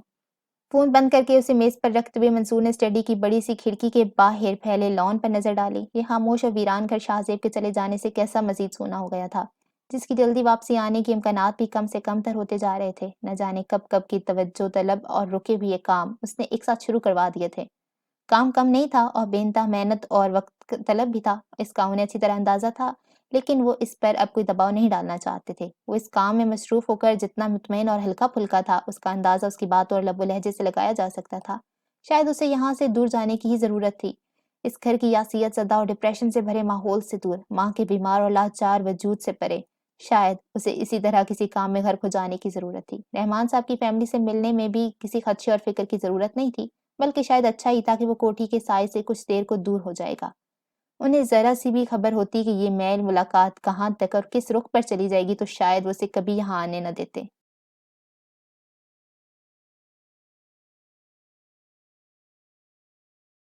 What should I wear؟ اپنے چھوٹے سے گنے چنے کپڑوں والی ہینڈ کیری کو بیڈ پر کھولے وہ ایک ٹک اسے دیکھے جا رہا تھا، اور دیکھنا بیکار ہی تھا، اس لیے کہ اسے معلوم تھا کہ اس میں سے ایسی کوئی مناسب چیز برآمد ہونے والی کی امید صفر ہے جو اس اچانک نازل ہو جانے والی دعوت میں پہن کر جا سکے۔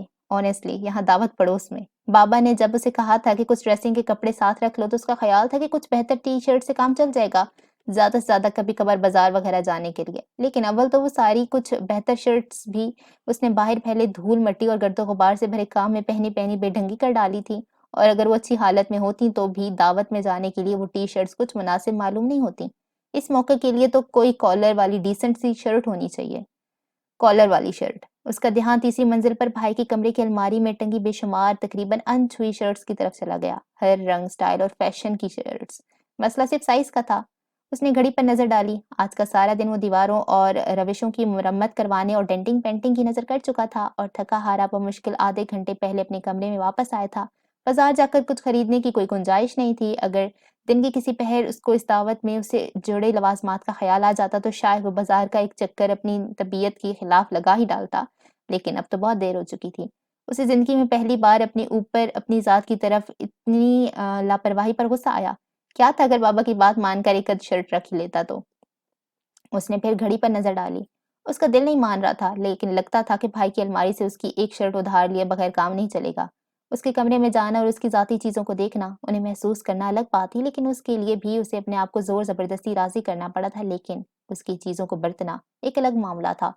यही मसला था कि उस मामले पर बहुत वक़्त लगाने और सोचने के बाद उसके पास वक़्त नहीं था, जिसकी पाबंदी करने की आदत उसे बाबा से मिली थी और वो उस आदत से मजबूर था। जो करना था फ़ौरन और अभी करना था। भाई की बेशुमार रंगों और स्टाइल वाली शर्ट्स में से उसे एक मुंतखब करने में बमुश्किल चंद मिनट लगे। लाइट ग्रीन बहुत छोटे चेक वाली शर्ट्स जिसके कॉलर और कफ अमूदी धारी की दिलकश डिजाइन से सजे थे और जेब के ऊपर हिस्से पर एक महंगे ब्रांडेड का मोनोग्राम लगा था। उसका साइज देखने से तो शाहजेब के लिए फिट लग रहा था। उसने पहन कर देखी, वो वाकई जैसे उसके लिए बनी थी। परफेक्ट। शर्ट हैंगर पर से उतार कर अलमारी बंद करने से पहले उसकी नज़र बेख्तियार फिर उस मुकफ़्फ़ल दरवाज़ की तरफ उठ गई, जिसकी चाबी ढूँढने में उसने अपनी तइयों काफ़ी कोशिश की थी। भाई के बेड की दराज़ें, उसके नीचे अलमारी के कपड़ों की तहों के अंदर, जूतों के दरमियान, बाहर दीवार के साथ लगी बेज़वी मेज़ के मुजस्समे की तरह, लेकिन चाबी कहीं नहीं मिली। नौकरों से की जाने वाली पूछ-गुछ भी नाकाम रही थी। किसी और के पास क्या, इलाही बख्श के पास हर वक्त रहने वाले बड़े से खानदानी चाबियों के गुच्छे में भी इस छोटी सी दराज की लगने वाली कोई चाबी नहीं थी और जाहिर है ऐसा होने का इम्कान भी बहुत कम था। न जाने वो चाबी कभी मिलनी थी भी या नहीं, और इसे न जाने ऐसा क्यों लगता था कि इस मुकफ्फल दराज के अंदर ही उसके सारे सवालों के नहीं तो ज्यादातर के जवाब बंद हैं। चाबी तो मिलना जरूरी थी और इसका दिल कहता था कि मिलेगी कहीं न कहीं से, कभी न कभी। और इस वक़्त जब वो भाई के ऊपर अपने ऊपर बेहतरीन लगेज वाली शर्ट्स पहने, रहमान साहब की खूबसूरत नफ़ासत और जदीद स्टाइल के फर्नीचर से सजे ड्राइंग रूम के सोफ़े पर बैठा था, भाई की इस बंद दराज से जुड़ी चाबी उसके ज़हन से बिल्कुल महव हो चुकी थी। रहमान साहब उसे बहुत तपाक से अंदर ले आए थे। बेगम रहमान उससे बहुत मोहब्बत से मिली थीं। उनके सामने छोटी-छोटी तिश्तरियों में खुशक मेवाजात, किशमिश और खजूर रखे थे। कांच के इंतहाई नाजुक और नफीस छोटे गिलासों में पुदीने के पत्ते डालकर बनी किसी किस्म की ठंडी शिकंजबीन सर्व की गई थी, जो इस कदर फरहत बख्श थी कि वो ना चाहती हुई भी उसे चंद घूंटों में खत्म कर गया था। उसके मुंह अब तक पुदीने और नींबू का जायका बसा था। घर तरह तरह की खाने की अश्तहा अंगेज खुशबू से महक रहा था। दोनों मेजबानों से होने वाली छोटी छोटी बातों के दरमियान दानिया की आमद बड़ी खुशगवार थी। वो आज अपनी कॉलेज यूनिफॉर्म से निकल कर बहुत मुख्तलिफ लग रही थी और शायद वो ये जानती भी थी। अगर शाहजेब को, जिसने आने से कुछ मिनट पहले तक पहन कर जाने वाली कपड़ों के बारे में सोचा भी नहीं था, पता चल जाता कि दानिया आज इस जोड़े के इंतखाब पर कितना वक्त और मगज लगाया तो शायद उसे यकीन भी नहीं आता। उसकी मेहनत और अरकरेजी बहरहाल रंग लाई थी। मैरून कलर के गले और आस्तीनों पर हल्के पीले ब्लॉक प्रिंट वाले खूबसूरत से कॉटन के कुर्ते सूट में खुले बालों और हल्के हल्के मेकअप के साथ वो खासी खूबसूरत लग रही थी, और शायद कुछ बड़ी बड़ी भी। शाहजेब ने उसकी तरफ एक अद बार देखकर मुस्कुराते हुए सोचा। दानिया ने बातों के दौरान 2-3 बार मुड़-मुड़ के ड्राइंग रूम के दाखिली दरवाजे की तरफ देखा। आप ही कहाँ हैं आखिर? आती क्यों नहीं? अभी तो उनके कमरे में जाकर देख कर आई थी, आज भी वो बाहर नहीं आएगी या नहीं? उसे दिली इत्मीनान हुआ था ये देख कर कि आज वो हस्बे मामूल दिन में रात किए सो नहीं रही थी, बल्कि टांगे बिस्तर से लटकाए दोनों बाजुओं पर अपना वजूद आगे को झुकाए, चेहरा एक तरफ गिराए कुछ सोच रही थी। कुछ तैयार लग रही थी, उसके मयार के मुताबिक न सही लेकिन खैर, ये जो फीके से रंग का कुर्ता और बड़ा सा दुपट्टा आपी ने पहना हुआ था, वो भी ठीक ही था। ज़ाहिर है जो खुशी और इश्तियाक इसको शाहज़ेब के आने पे था, वो आपी को तो होने से रहा, लेकिन उसे अपनी आपी की कुछ न समझ में आने वाली कुलों में से एक ये कुल भी समझ में नहीं आती थी कि आम तौर पे ठीक-ठाक नेक-सिक से दुरुस्त रहने वाली आपी कभी-कभी अपने आप से इतनी बेपरवाह क्यों हो जाती हैं, जो हाथ लगाकर پہن کر اچھی سے اچھی جگہ چلنے کو تیار۔ وہ اسے شاہزیب کے بارے میں پہلی فرصت میں بتا چکی تھی کہ یہ وہی لائبریری والا نجات دہندہ ہے، اور یہ کہ کتنا ہینڈسم ہے، اور یہ کہ کتنا، مگر پھر وہی آپ ہی کہ آپ ہی کو کیا، وہ باہر آ جائے تو باقی سب خیر ہے۔ سکینہ نے گھڑی پر نظر ڈالی، 7:45 بج رہے تھے، مہمان کو آیا پونا گھنٹہ ہو گیا تھا، کھانے کے لیے مناسب وقت ہو گیا تھا، لیکن نتاشا نہ جانے کہاں تھی۔ اب کیا عین کھانے کے ٹیبل پر ملے گی آ کر؟ عجیب لڑکی ہے۔ شاہزیب رحمان صاحب کے ساتھ باتوں میں مصروف تھا، اب بات کوٹھی اور اس سے جڑے کاموں کے حوالے سے ہو رہی تھی۔ دانیہ نے بور سے منہ بنا کر منہ پھیرا تو سامنے بیٹھی سکینہ نے اٹھتے ہوئے اسے ساتھ آنے کا اشارہ کیا۔ نتاشا کچن میں موجود تھی، جہاں رکھی چھوٹی سی ٹیبل کی ایک کرسی پر بیٹھی وہ چپ چاپ دونوں کوہنیاں میز پر رکھے نہ جانے کیا سوچے جا رہی تھی۔ سکینہ کو اس کی اس کیفیت کا علم تھا، یہ اس کی کسی بات کی وجہ سے پریشان ہونے کی نشانی تھی۔ کیا یہ پریشان اس لڑکی کی وجہ سے تھی؟ شاید انہیں بھی شاہریز کے اس چھوٹے بھائی کی اس سے اس قدر مشابہت و حیرت ہوئی تھی، اور کچھ گھبراہٹ بھی۔ حالانکہ سگے بھائیوں میں اتنی مشابہت ہونا کوئی اتنی حیران کن بات بھی نہیں تھی، لیکن یہ تو لگتا تھا جیسے اپنے بھائی کے سانچے میں ہی ڈھل کر نکلا تھا۔ وہی قد کاٹ، وہی بات چیت، وہی چہرہ مہرا۔ وہ تو شاہزیب سے ملنے سے پہلے ہی خدشات کے زیر اثر تھیں، اور اب اس سے مل کر تو انہیں اس بات کا ہول ہو گیا تھا کہ خدا جانے اس شاہریز کی کاپی سے ملنے پر نتاشا پر کیا گزرے گی۔ لیکن اب کیا ہو سکتا تھا؟ اسے دعوت دی جا چکی تھی اور وہ آ چکا تھا، اب تو کچھ نہیں کیا جا سکتا تھا۔ انہوں نے دانیہ کو نوکروں سے کھانا لگوانے کی ہدایت کرتے ہوئے آگے بڑھ کر بڑی محبت سے اس کے جھکے سر پر ہاتھ رکھ دیا۔ جھک آنے والی ریشمی سرسراتی بالوں کی لٹیں ایک ہاتھ سے پیچھے کرتے ہوئے نتاشا نے ان کی طرف چہرہ اٹھا کر دیکھا۔ چلو اگر تھکی ہوئی ہو تو بس تھوڑی دیر کھانے پر چل کر بیٹھ جانا، جب جی چاہے اٹھانا، ہم سب تو ہیں نا، تم فکر مت کرو۔ انہوں نے شاہزیب یا اس سے متعلق کسی بات کا دانستہ ذکر نہیں کیا تھا۔ اس کا یہاں آنا کوئی غیر معمولی بات نہیں تھی، اور صرف ایک شام کی بات تھی۔ وہ نتاشا کو صرف یہی باور کروانا چاہتی تھی۔ نتاشا کی بڑی بڑی آنکھوں میں تیرتا کاجل نم تھا، اس کی بڑی بڑی دراز پلکیں لرز رہی تھی، اور سبھی چہرے پر اضطراب تھا۔ ماں کے کہنے پر اس نے کپڑے بدل لیے تھے اور کچھ شکل سدھار لی تھی، لیکن کچھ نہ کرنے پر بھی اس کا اداس اور ملی حسن ایسا نکھرا ہوا تھا اور ایسی نگاہوں کو خیرہ کر دینے والا تھا کہ انہوں نے جلدی سے نظر پھیرتے ہوئے جھک کر اس کی پیشانی چوم لی۔ ان کی لاکھوں میں ایک بیٹی، اس کے ہلکے سے رنگ کے مدھم کے کپڑوں میں ہیرے کی طرح دمکنے والی بیٹی، بے مثال اور لاجواب بیٹی۔ کاش اس کی قسمت اس کے چہرے کی طرح اچھی ہوتی، انہوں نے دکھی دل سے سوچا۔ دانیہ ملازمین کے ساتھ مل کر کھانا لگوا چکی تھی اور اب میز پر آخری تنقیدی نظر ڈال رہی تھی۔ کھانے کے کمرے میں کی اس 8 کرسیوں والی بڑی سی ٹیبل پر سجے انواع و اقسام کے کھانے بہار دکھا رہے تھے۔ ان کے خانسامہ کا بنا کھانا صورت اور سیرت دونوں میں لاجواب ہوتا تھا، اور اتنا اچھا خانسامہ ہونے کی جتنی خوشی آج دانیہ کو تھی شاید ہی کسی اور کو ہو۔ وہ مسکرا کر ایدھا ٹیڑھایا جگہ سے ہٹا چمچہ کانٹا سیدھا کر رہی تھی جب رحمان صاحب شاہزیب کو لیے اندر داخل ہوئے۔ چلو برخوردار، اب تمہیں کھانا کھلا ہی دیں، تم بھی کیا یاد کرو گے؟ انہوں نے اسے دونوں کندھوں سے پکڑ کر ایک درمیانی کرسی پر بٹھاتے ہوئے کہا۔ شاہزیب نے اس جانے پہچانے برخوردار پر مسکرا کر کرسی سنبھالتے ہوئے کھانے کی طرف دیکھا، پھر رحمان صاحب کی طرف دیکھتے ہوئے دھیرے سے پوچھا، آر یو شور کہ آپ نے کوئی 2-4 اور فیملیز کھانے پر نہیں بلائی ہوئی ہیں؟ رحمان صاحب نے اس کی طرف مسکرا کر دیکھا، ہماری بیگم اس سے کم تکلف کر نہیں سکتی، مجبوری ہے، نہ جانے ہے کیا، نہ جانے کہاں۔ ارے بھائی سکینہ، آ جائیے اب۔ اس آواز کے جواب میں سب سے پہلے دانیہ ہاتھوں میں بڑا سا ہرا بھرا سلاد کا پیالہ لیے برآمد ہوئی، پھر سکینہ اندر داخل ہوئی اور ان کے پیچھے پیچھے جس نے قدم رکھا اس پر پڑنے والی پہلی نظر شاہزیب کی سانس جیسے کھینچ کر لے گئی۔ یہ وہ تھی جس سے باوجود ہزار خواہش کے دوسری ملاقات ہونے کے کم از کم یہاں کوئی امید نہ تھی، لیکن اس کی خواہش پوری ہو گئی تھی۔ یہ کیا کم تھا؟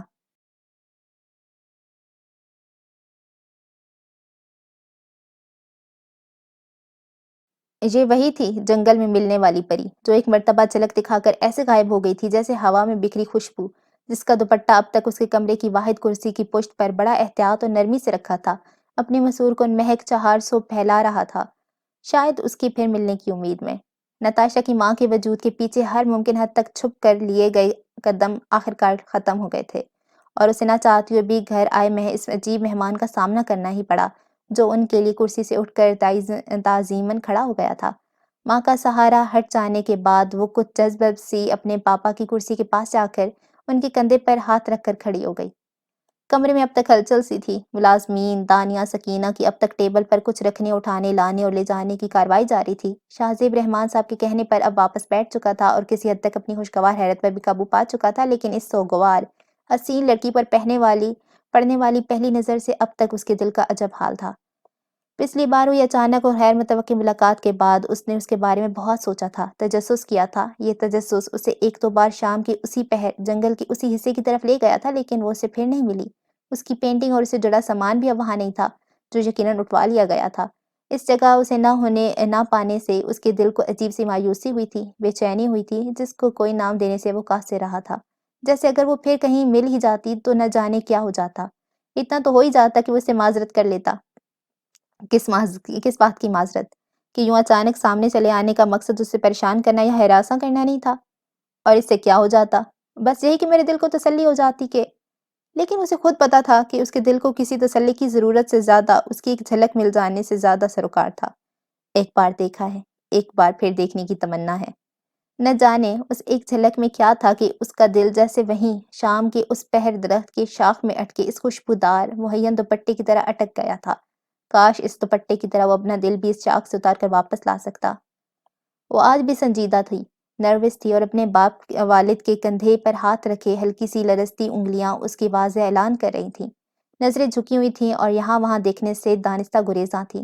ہونٹ کاٹتے ہوئے جیسے اگلے لمحوں کے لیے خود کو تیار کرتی، ہمت جمع کرتی، وہ چپ چاپ کھڑی تھی۔ رحمان صاحب نے اپنے کندھے پر رکھا اس کا ہاتھ محبت سے اپنے ہاتھ میں لے کر اسے اپنے ساتھ والی کرسی پر بٹھا لیا تھا۔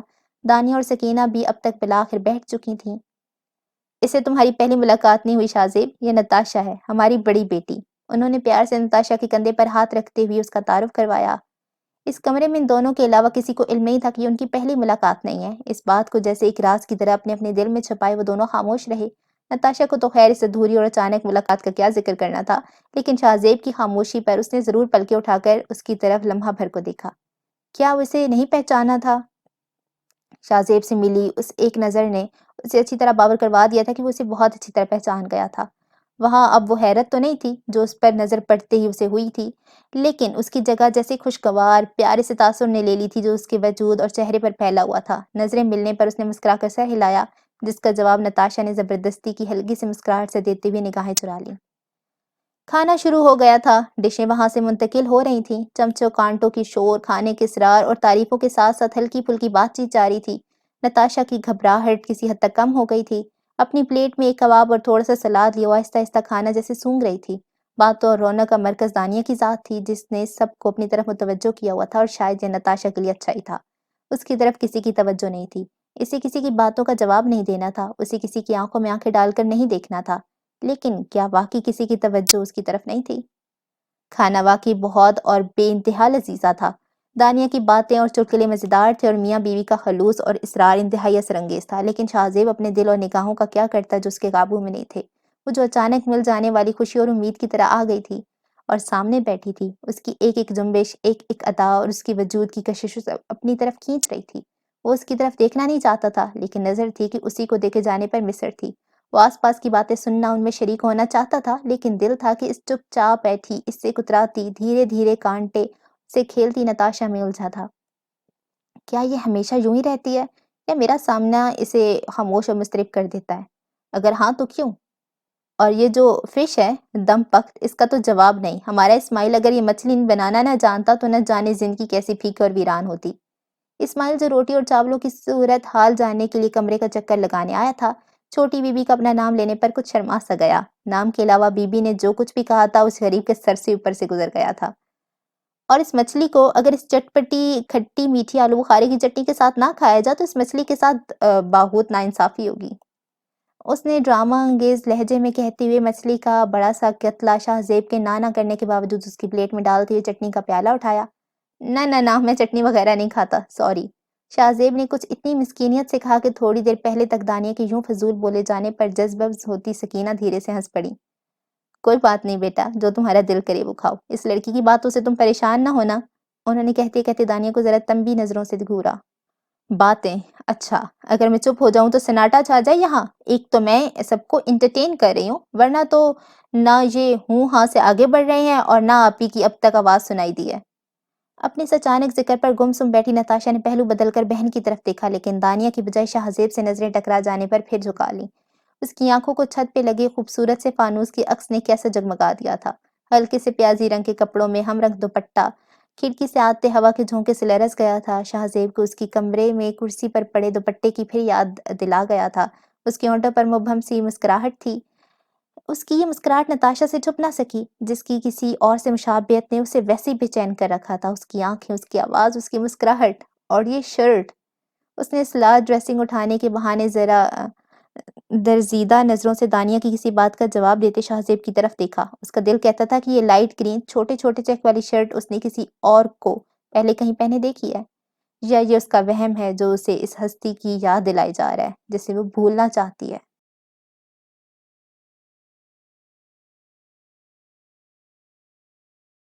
1998 نومبر۔ کینٹین میں حسب معمول اتنا شور تھا کہ کان پڑی آواز سنائی نہیں دے رہی تھی۔ اس وقت اس لیے بھی کہ لنچ ٹائم تھا اور زیادہ تر طلباء و طالبات اپنی پیٹ پوجا کا انتظام یہاں کرنے آئے تھے۔ دور دور تک رکھی ساری میزیں ان سے بھری ہوئی تھیں۔ شہریز کو کینٹین میں آنا اور بیٹھنا کبھی اچھا نہیں لگتا تھا، لیکن دوستوں کا ساتھ دینے کو وہ یہاں چلا آتا تھا۔ جب سارے زمانے کا رخ ایک سمت ہو تو اس کی مخالفت سمت اکیلے سفر کرنا کب تک اور کتنی دیر؟ اور اب تو وہ بھی زیادہ تر ان سب کے ساتھ ہوتی تھی۔ جس کو دیکھنے اور جس سے ملنے کی تمنا دل میں لیے وہ کالج پہنچتا تھا، لیکن اتنے مجمع اور شور میں نہ وہ اس سے بات کر پاتا تھا اور نہ ہی جی بھر کر دیکھ پاتا تھا۔ کبھی کبھی اسے ایسا لگتا تھا جیسے دراصل کہیں یہی اس نازنین کا مقصد نہ ہو، لیکن دل میں آئی یہ بات وہ سر جھٹک کر دور بھگا دیتا تھا۔ ایسے کیسے اور کیوں ہو سکتا تھا؟ اب تو اتنی سی دوستی ہو گئی تھی۔ کونے کی لمبی ٹیبل کے ارد گرد قریب قریب سے گھسیٹ گھسیٹ کر لائی گئی کرسیاں جمائے 8-9 لوگوں کا یہ ٹولہ حسب معمول شرارتی اور جولانی موڈ میں تھا۔ کچھ سموسے جو آج ہمایوں کے سر ہو کے اس سے منگوائے گئے تھے، اونٹ کے منہ میں زیرہ ہو گئے تھے۔ کولڈ ڈرنکس کے کین حسب خواہش اور ضرورت کچھ لوگوں کے ہاتھوں میں تھے۔ خوشگپیاں، چھیڑ چھاڑ، منہ ماری جاری تھی۔ وہ مونا اور لبنہ کے درمیان بیٹھی کھلا ہوا گلاب لگ رہی تھی، خوبصورت اور تر و تازہ۔ اتنے لڑکوں میں یہ 3 لڑکیاں جب ہر دوسرے لمحے ایک دوسرے کے کان میں گھس کر خسر پھسر کرتیں اور مسکراہتیں تو سارے لڑکے عام طور پر شاہریز خاص طور پر بہت زچ ہوتا۔ ایسا کیا ہے جو سب کے سامنے نہیں کہا جا سکتا؟ How road! اس نے پھر بیزاری سے اس کے آس پاس بیٹھی ان 2 رقیب روح سیاہ لڑکیوں کو دیکھا۔ مجال ہے جو کبھی کالج کی چھٹی کر لیں یہ دونوں، ہر وقت اس کے ساتھ چپکی ہوئی بلائیں۔ شاہریز کیا بات ہے یار، بڑے چپ چپ ہو، ہاور نے اس کی طرف دیکھتے ہوئے کہا۔ چپ چپ بیٹھے ہو، ضرور کوئی بات ہے، ضرور کوئی بات ہے، ضرور کوئی بات ہے۔ ہر وقت کانوں میں ہیڈ فون لگائے واک مین سنتے حمود کو اللہ گانے اور مسخرے پن کا موقع دے۔ باقی ٹولے نے بھی فوراً میز پر طبلے کی سنگت دیتے ہوئے اس کی آواز میں آواز ملائی۔ شاہریز نے آنکھیں گھما کر بیزاریت سے ان کی طرف دیکھا۔ تینوں لڑکیاں کھلکھلا کر ہنس پڑیں۔ کیوں پیچھے پڑے ہو اس کے، جانے بھی دو۔ اس نے گال پہ لٹکی لٹ انگلیوں سے اٹھا کر کان کے پیچھے ڈستے ہوئے کہا۔ کتنی پیاری لگتی ہے یہ لٹ اس کے چہرے پر، کیوں نہیں رہنے دیتی اسے ایسے ہی؟ شاہریز کے دل نے احتجاج کیا۔ اس کا کالج یونیفارم کب کا بن کر آ چکا تھا، سفید قمیض شلوار پر ہم رنگ دوپٹہ لیے، نکری نکری سی پیاری پیاری سی اس کی دوست۔ کتنا اچھا ہو اگر اس بھیڑ کی بجائے وہ کہیں اکیلے بیٹھ سکیں، بس میں اور یہ۔ وہ معصوم تھا، نادان تھا، اپنے دل پر گزری اس واردات کو اب تک دوستی کا نام دیا جا رہا تھا۔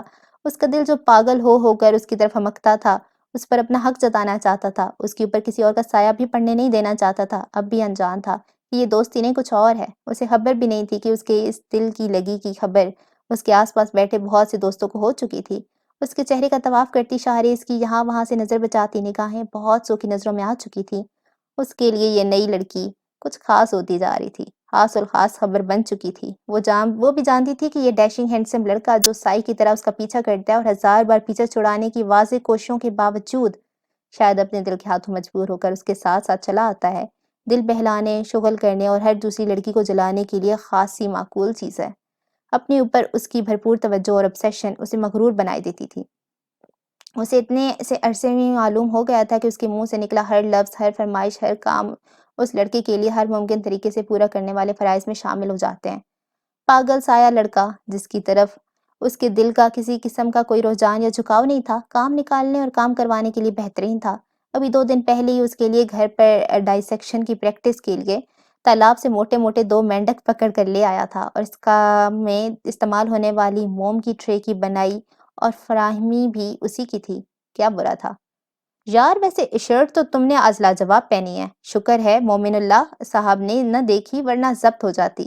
طارق نے اس کی قمیض کی تعریف کرتے کے بعد نظم و ضبط کی پابند کالج کی سخت گیر قسم کے پرنسپل کا نام برا سا منہ بنا کر لیا تھا۔ معین نے گردن گھما کر ہلکا ہرا رنگ اور کالر اور جیب پر کی گئی گہری گہری دھاریوں کی دلکش ڈیزائننگ بڑے کمال کی تھی۔ ایک نظر میں ہی اس کے نامور اور مہنگے برانڈ کا اندازہ ہو رہا تھا، جو جیب پر بنا بڑا سا مونوگرام چیخ چیخ کر بتا بھی رہا تھا۔ لیکن یہ کوئی نئی بات تو نہیں تھی، وہ ہمیشہ برانڈڈ کپڑے ہی پہنتا تھا۔ یار کوئی نئی بات کرو، یہ تو باتھ روم بھی جاتا ہوگا تو نئے کپڑے بدل کر جاتا ہوگا، اس نے ہنس کر کہا۔ نئے کپڑے بدل کر جاؤں کہاں؟ حمود کی تان لگی ہی تھی کہ شاہریز کی ایک گھور پڑی، وہ وہیں دم توڑ گئی۔ اسے آج صبح اپنے یونیفارم کی کئی شرٹس میں سے ایک بھی نہیں ملی تھی، یقیناً کسی ملازم کے ہاتھوں ساری جمع کروا کے یا تو دھونے والے کپڑوں میں ڈلوا دی گئی تھی یا دھوبی کے حوالے کر دی گئی تھی۔ اس نے امی سے کتنی بار کہا تھا کہ اس کے کمرے میں کسی کو نہ جانے دیا کریں، لیکن جب کپڑے دھلنا ہوتے تھے تو اس کی ایسی تمام ہدایات بڑی آسانی سے بھول جایا کرتی تھیں۔